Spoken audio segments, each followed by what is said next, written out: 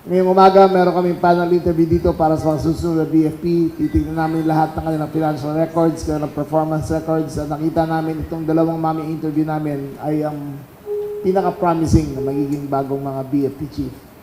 Sa katagal-tagal ng panahon, business as usual ang BFP. Sinong binibiktima nila? Binibiktima nila small business owners.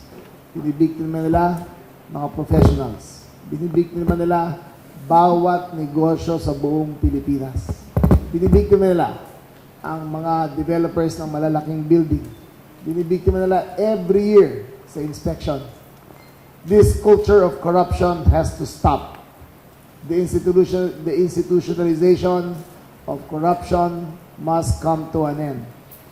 I believe it has to start from the top. Today, we are going to present how one man systematically manipulated the bidding of ambulances for the BFP, received 14 million pesos in kickbacks, manipulated the suppliers, the contracts, and all other aspects of the procurement of the fire trucks.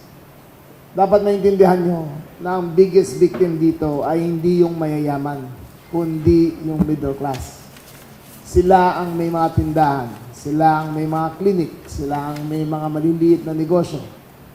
Kung sa taas nanggagaling ang corruption, hanggang sa baba, tirahan ng tirahan yan.